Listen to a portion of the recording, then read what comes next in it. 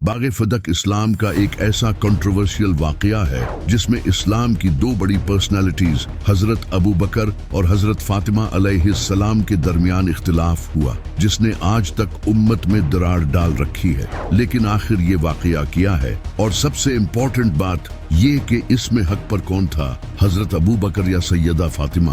میں نے اس ٹاپک پر گھنٹوں تک ریسرچ کی اور شیعہ اور سنی دونوں کتابوں کو اسٹڈی کیا، اور جو کچھ مجھے پتا چلا ہے وہی میں آپ کو بتانے والا ہوں۔ تو چلیں جانتے ہیں۔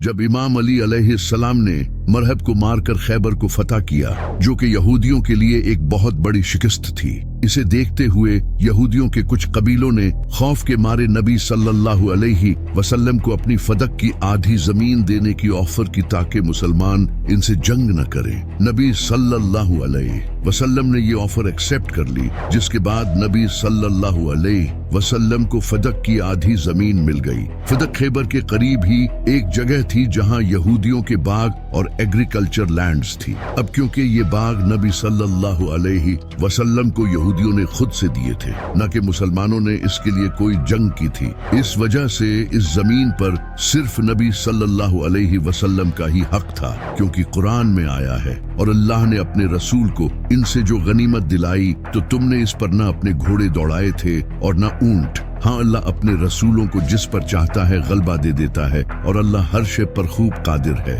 اس وجہ سے اس ساری زمین پر نبی صلی اللہ علیہ وسلم کا ہی حق تھا۔ لیکن جب نبی صلی اللہ علیہ وسلم کا وصال ہوا اور آپ کی وفات کے بعد حضرت ابو بکر رضی اللہ تعالیٰ عنہ پہلے خلیفہ بنے، تو سیدہ فاطمہ علیہ السلام ان کے پاس آئی اور ان سے وراثت کے طور پر یہ پراپرٹی واپس مانگی۔ لیکن حضرت ابو بکر رضی اللہ تعالیٰ عنہ نے کہا کہ نبی صلی اللہ علیہ وسلم نے فرمایا تھا کہ ہم نبیوں کی کوئی وراثت نہیں ہوتی، ہم جو بھی چھوڑ کر جاتے ہیں وہ صدقہ ہوتا ہے، یعنی کہ وہ غریبوں میں تقسیم کیا جاتا ہے۔ اس پر سیدہ فاطمہ علیہ السلام کو بہت غصہ آیا اور وہ اپنی وفات تک حضرت ابو بکر سے ناراض رہی، یہاں تک کہ امام علی علیہ السلام نے بھی ان کی وفات کی خبر حضرت ابو بکر اور حضرت عمر کو نہیں دی اور انہیں رات کے اندھیرے میں دفن کیا۔ پھر جب حضرت ابو بکر رضی اللہ تعالیٰ عنہ کی وفات کے بعد حضرت عمر رضی اللہ تعالیٰ عنہ خلیفہ بنے، تو امام علی علیہ السلام اور حضرت عباس رضی اللہ تعالیٰ عنہ جو نبی صلی اللہ علیہ وسلم کے چچا تھے، حضرت عمر رضی اللہ تعالیٰ عنہ کے پاس آئے اور ان سے پھر یہ پراپرٹی مانگی۔ لیکن حضرت عمر نے بھی انہیں یہ باغ دینے سے منع کر دیا اور اس پراپرٹی کو اپنے ہی انڈر رکھا۔ پھر جب حضرت عمر کی وفات ہوئی تو اگلے خلیفہ حضرت عثمان بنے۔ حضرت عثمان نے اپنے دور خلافت میں یہ پراپرٹی اپنے کزن مروان کو دے دی۔ اس کے بعد جب امام علی علیہ السلام خلیفہ بنے تو آپ نے اپنے دور خلافت میں یہ پراپرٹی واپس نہیں لی، کیونکہ اس وقت امام علی علیہ السلام کے سامنے بہت بڑی مشکلیں آ چکی تھی، جیسے کہ حضرت عائشہ، معاویہ اور خوارج۔ امام علی علیہ السلام اپنی خلافت کے 4 سال انہی سے لڑتے رہے، اور ویسے بھی امام علی علیہ السلام نے فدق اس لیے واپس نہیں لیا تاکہ کہیں لوگ آپ کے خلاف نہ ہو جائیں، کیونکہ اس سے پہلے یہ فدق حضرت ابو بکر، حضرت عمر اور حضرت عثمان کے دور خلافت میں حکومت کے انڈر تھا، اور اگر امام علی علیہ السلام اسے واپس لے لیتے تو لوگ آپ پر الزام لگاتے اور اس سے ایک اور بڑا فتنہ کھڑا ہو سکتا تھا، کیونکہ اس وقت لوگ تو ویسے ہی امام علی علیہ السلام کے خلاف تھے۔ امام علی علیہ السلام کے بعد امام حسن علیہ السلام خلیفہ بنے، لیکن انہوں نے بھی فدق واپس نہیں لیا، کیونکہ ان کی خلافت صرف 6 مہینوں تک رہی، اور وہ بھی حکومت کو سٹیبل کرنے میں ہی مصروف رہے، کیونکہ معاویہ غدار جو سامنے کھڑا تھا۔ امام حسن علیہ السلام کی خلافت کے بعد سے لے کر حضرت عمر بن عبدالعزیز کے خلیفہ بننے تک یہ فدق کی پراپرٹی بنو امیہ کے انڈر رہی، اور انہوں نے اس کا بہت خوب فائدہ اٹھایا۔ لیکن حضرت عمر بن عبدالعزیز نے خلیفہ بنتے ہی یہ پراپرٹی حضرت فاطمہ علیہ السلام کی اولاد کے حوالے کر دی۔ لیکن حضرت عمر بن عبدالعزیز کی وفات کے بعد یہ پراپرٹی دوبارہ بنو امیہ کے انڈر آ گئی۔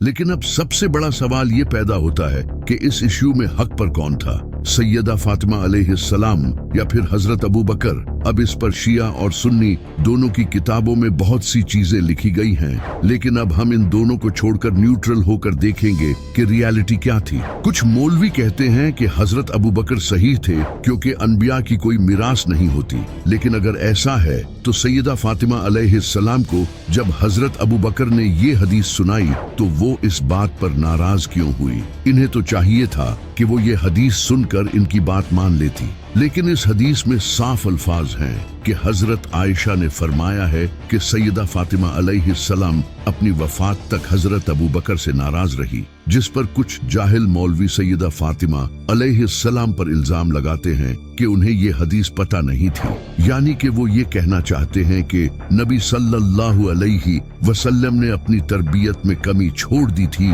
कि जो हदीस सहाबा को पता है वो नबी सल्लल्लाहु अलैहि वसल्लम की औलाद को नहीं पता, और वो औलाद जिसके बारे में नबी सल्लल्लाहु अलैहि वसल्लम ने फरमाया था कि फातिमा मेरे जिगर का टुकड़ा है, जिसने इसे तकलीफ दी उसने मुझे तकलीफ दी, फातिमा जन्नती औरतों की सरदार है। ये लोग सैयदा फातिमा अलैहिस्सलाम पर नहीं बल्कि नबी सल्लल्लाहु अलैहि वसल्लम पर इल्जाम लगा रहे हैं। ये नबी सल्लल्लाहु अलैहि वसल्लम की तौहीन है कि एक बात नबी सल्लल्लाहु अलैहि वसल्लम के सहाबा को मालूम है और वो आपकी औलाद को मालूम नहीं। सिर्फ सैयदा फातिमा अलैहिस्सलाम ही नहीं बल्कि नबी सल्लल्लाहु अलैहि वसल्लम की बीवियों ने भी आप सल्लल्लाहु अलैहि वसल्लम की वफात के बाद हजरत अबू बकर रज़ी अल्लाह तआला अन्हु से आप सल्लल्लाहु अलैहि वसल्लम की विरासत में से हिस्सा मांगा था, लेकिन उन्हें भी हजरत आयशा ने यही हदीस सुनाई, यानी कि नबी सल्लल्लाहु अलैहि वसल्लम की बीवियों को भी इस हदीस का कोई इल्म नहीं था। सैयदा फातिमा अलैहिस्सलाम के पास हजरत अबू बकर से ज्यादा इल्म था क्योंकि वो नबी सल्लल्लाहु अलैहि वसल्लम के इल्म की वारिस थी, और अगर नबी सल्लल्लाहु अलैहि वसल्लम की वफात के बाद आपकी विरासत पर गरीबों का हक था तो फिर सैयदा फातिमा अलैहिस्सलाम मांगती ही क्यों? सिर्फ सैयदा फातिमा अलैहिस्सलाम ही नहीं बल्कि इमाम अली अलैहिस्सलाम भी हजरत अबू बकर के इस फैसले से खुश नहीं थे। इसी वजह से आपने सैयदा फातिमा अलैहिस्सलाम की वफात पर इन्हें इसकी खबर नहीं दी। इमाम अली से बड़ा इल्म रखने वाला कौन हो सकता है? यहाँ तक कि इमाम अली अलैहिस्सलाम ने हजरत उमर से भी फदक की जमीन वापस मांगी, लेकिन उन्होंने भी देने से इनकार कर दिया। अगर उन्हें हजरत अबू बकर का फैसला मंजूर होता तो हजरत उमर से क्यों मांगते? और हजरत अबू बकर की इस हदीस के मुताबिक अनबिया की विरासत इनकी वफात के बाद गरीबों और मुस्किनों में बांट दी जाती है, लेकिन अगर कोई नबी वफात पाता है तो उसकी विरासत तकसीम किसे करनी चाहिए? ऑफ कोर्स उसकी औलाद को, क्योंकि नबी की औलाद ही तो उसका सक्सेसर होती है। जैसा कि हजरत याकूब अलैहिस्सलाम के सक्सेसर हजरत यूसुफ अलैहिस्सलाम थे, हजरत इब्राहिम अलैहिस्सलाम के सक्सेसर हजरत इस्माइल अलैहिस्सलाम थे, और हजरत दाऊद अलैहिस्सलाम के सक्सेसर हजरत सुलेमान अलैहिस्सलाम थे। इस हदीस के मुताबिक भी हजरत अबू बकर को ये प्रॉपर्टी सैयदा फातिमा अलैहिस्सलाम के हवाले कर देनी चाहिए थी, लेकिन अगर कुरान को देखा जाए तो इसमें तो कहीं ये नहीं लिखा कि अनबिया की मिरास नहीं होती। उल्टा हमें ऐसी कई आयात मिलती हैं जिनसे इशारा मिलता है कि अनबिया की विरासत होती है। जैसा कि कुरान में ये आयत मौजूद है जिसमें हजरत ज़िक्रिया अलैहिस्सलाम अल्लाह से दुआ करते हैं कि ऐ अल्लाह